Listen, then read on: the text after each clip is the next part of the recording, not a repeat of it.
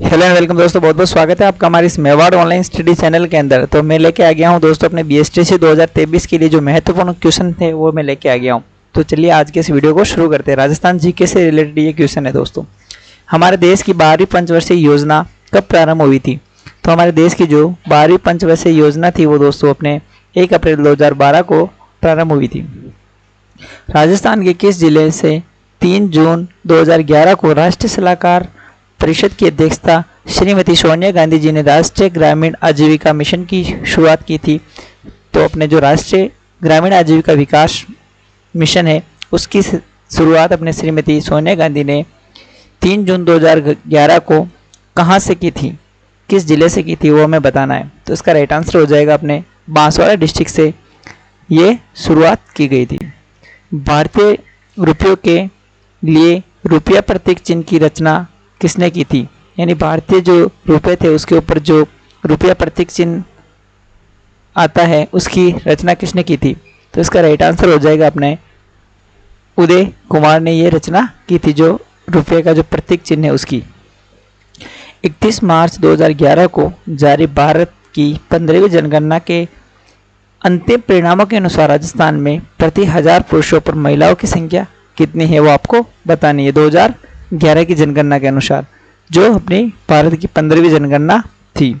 तो इसका right answer हो जाएगा 926 महिलाएं प्रति 1000 पुरुषों पे थी 2011 की जनगणना के अनुसार। और पूछे कि 2011 की जनगणना कौन सी जनगणना है? तो ये भारत की 15वीं जनगणना है। और ये कब हुई थी? तो ये 31 मार्च 2011 को हुई थी। राजस्थान में कितने केंद्रीय विश्वविद्यालय कार्यरत हैं? तो राजस्थान के अंदर फिलहाल एक केंद्रीय विश्वविद्यालय कार्यरत है। हाल ही में भारत ने राजस्थान के किस शहर में भारतीय प्रबंध संस्थान की शुरुआत की थी? तो हाल ही के अंदर अपने जो राजस्थान शहर है उसके अंदर भारतीय प्रबंध संस्थान की जो शुरुआत है वो उदयपुर के अंदर की गई है। हिमालय के तराई क्षेत्र के भू स्वरूप की प्रकृति कैसी है? हिमालय के जो तराई क्षेत्र है उसकी जो प्रकृति है वो दलदली है। ब्रह्मपुत्र के डेल्टा क्षेत्र के वनों को किस नाम से पुकारा जाता है? ब्रह्मपुत्र जो नदी है उसके डेल्टा क्षेत्र है उसके अंदर जो वन है उनको किस नाम से पुकारा जाता है? तो उनको अपने मानसूनी वन के नाम से पुकारा जाता है। गेंडा संरक्षण परियोजना का प्रारंभ किस राज्य में किया गया है? तो गेंडा संरक्षण का जो परियोजना है इसका आयोजन अपने असम के अंदर किया गया है। राजस्थान में अरावली पर्वत श्रृंखला के विस्तार की क्या दशा है? तो यानी राजस्थान के अंदर जो अरावली पर्वत श्रृंखला है वो कहाँ से कहाँ तक फैली हुई है, किस दिशा से किस दिशा तक ये फैली हुई है? तो इसका राइट आंसर हो जाएगा ये दक्षिण पश्चिम से उत्तर पूर्व की ओर फैली हुई है। हाड़ौती के पठार में राजस्थान का कौन सा क्षेत्र सम्मिलित किया जाता है? तो हाड़ौती के पठार के अंदर अपने दक्षिणी पूर्वी जो भाग है वो शामिल किया जाता है। 2011 की जनगणना के अंतरिम आंकड़ों के अनुसार राजस्थान की कुल जनसंख्या कितनी है? तो इसकी जनसंख्या अपनी राजस्थान की हो जाएगी 68,06,21,012। ये 2011 की जो जनगणना है उसके अंतिम आंकड़े आए थे उसकी जनसंख्या है 68,06,21,012। वर्ष 2011 में राजस्थान में सर्वोच्च महिला साक्षरता वाला जो जिला है वो कौन सा है? यानी किस जिले के अंदर महिला साक्षरता सबसे अधिक है? तो उसका राइट आंसर हो जाएगा अपने कोटा डिस्ट्रिक्ट के अंदर महिला सर्वोच्च साक्षरता वाला जिला ये माना जाता है 2011 की जनगणना के अनुसार कोटा जिला। भीलवाड़ा जिले के आगुचा गुलाबपुरा क्षेत्र से कौन सा खनिज प्राप्त होता है? तो भीलवाड़ा के अंदर जो आगुचा गुलाबपुरा क्षेत्र है वहां से हमें जस्ता प्राप्त होता है। चोकला, मंगरा, पुंगली किस पशु के प्रकार हैं? यानी ये पशु की कुछ प्रजातियां दे रखी है, चोकला, मंगरा और पुंगल। तो ये किस पशु के प्रकार हैं? तो ये अपने हो जाएंगे भेड़ के प्रकार। ताल छापर कृष्ण मृग अभयारण्य किस जिले में स्थित है? तो ताल छापर अपने चूरू जिले के अंदर हो जाएगा। राजस्थान में सोयाबीन के प्रमुख उत्पादक जिले हैं। तो राजस्थान के अंदर सोयाबीन किस किस जिले में होता है? तो राजस्थान के अंदर कोटा और बारां जिले के अंदर सोयाबीन उत्पादित होता है। सरसों उत्पादन में राजस्थान का भारत में कौन सा स्थान है? तो सरसों उत्पादन में राजस्थान का भारत में प्रथम स्थान है।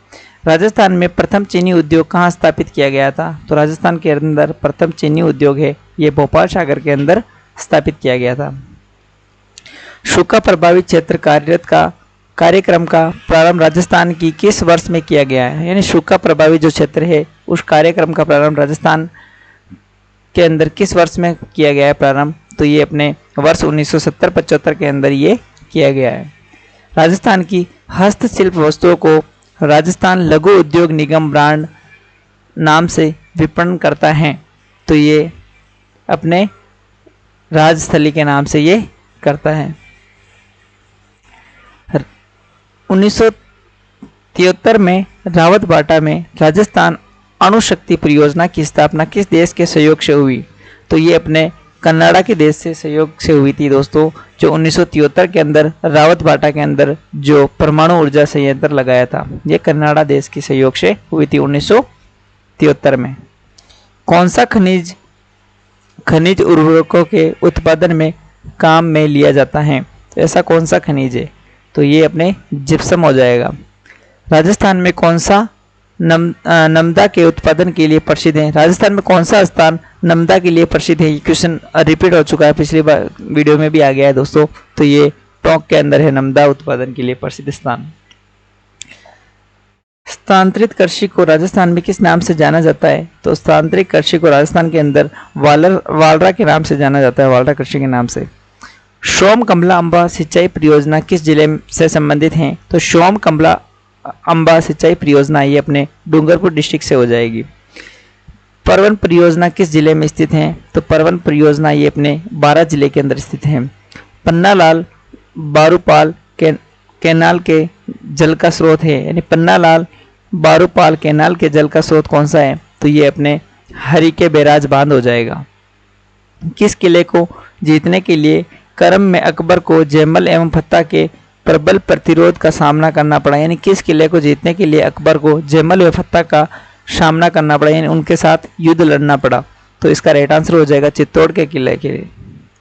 वह कौन सी चित्रकला शैली है जिसमें पिछवाई भित्ति चित्र श्री कृष्ण की लीलाओं की बाल क्रीड़ाओं का चित्रण है? ऐसी कौन सी चित्र शैली है? तो ये अपने नाथद्वारा शैली हो जाएगी। नाथद्वारा जो चित्र शैली है उसके अंदर पिछवाई भित्ति चित्र कृष्ण की लीलाओं की बाल क्रीड़ाओं का चित्रण कर रखा है अपनी नाथद्वारा चित्र शैली में।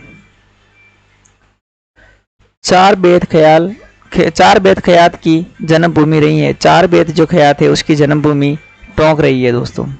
भारत में सीमेंट उत्पादन में अग्रणी राज्य हैं। भारत के अंदर सीमेंट उत्पादन में अग्रणी राज्य कौन सा है?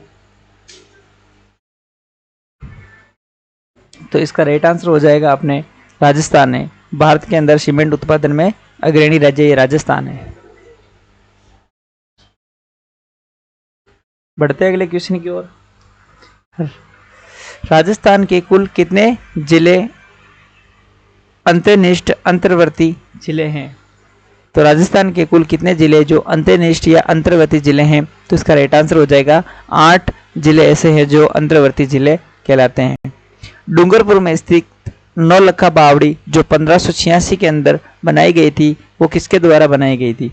तो ये अपने रानी परिमल के द्वारा बनाई गई थी। डूंगरपुर के अंदर जो नौलखा बावड़ी है वो 1586 ईस्वी के अंदर बनवाई गई थी, रानी परिमल देवी। नौटंकी तथा रामलीला राजस्थान के किस भाग में अधिक लोकप्रिय हैं? तो नौटंकी अपने पूर्वी क्षेत्र के अंदर ये लोकप्रिय है, नौटंकी और रामलीला। शेखावाटी के लिए प्रसिद्ध नृत्य का नाम है। शायद शेखावाटी क्षेत्र है उसमें प्रसिद्ध नृत्य का नाम क्या है? तो उसका प्रसिद्ध नृत्य हो जाएगा गीदड़ नृत्य। शेखावाटी के ग्राम कटराथल में अप्रैल 1934 में किसके नेतृत्व में हजारों जाट महिलाओं ने किसान आंदोलन में भाग लिया था? यानी शेखावाटी का एक गांव है कटराथल, उसमें 1934 ईस्वी अप्रैल के महीने में यानी जो जाट महिलाएं थी वो किस किसान आंदोलन में भाग लेती है? तो ये अपने किशोरी देवी के नेतृत्व में ये जाट महिलाएं वो किसान आंदोलन में भाग लेती है। विश्व का सबसे बड़ा चांदी का पात्र किस शहर में है? तो विश्व का जो सबसे बड़ा चांदी का पात्र है वो जयपुर शहर के अंदर है। भारत में कुल कितने अंतर्राष्ट्रीय हवाई अड्डे हैं? तो भारत के अंदर 24 अंतर्राष्ट्रीय हवाई अड्डे हैं। कौन सा जिला इसबगोल उत्पादन के लिए प्रसिद्ध है? तो ये जालोर जिला हो जाएगा। राजस्थान में पोमचा किसे कहते हैं या पोमचा क्या होता है? तो राजस्थान के अंदर जो महिलाओं की एक ओढ़नी होती है उसका प्रकार है एक पोमचा। राजस्थान में ऊंट के बीमार होने पर किस देवता की पूजा की जाती है? तो ये अपने पाबूजी की पूजा होती है ऊंट के बीमार होने पर। जय नायक की प्रसिद्ध रचना कौन सी है? तो जय नायक की प्रसिद्ध रचना पृथ्वीराज विजय है।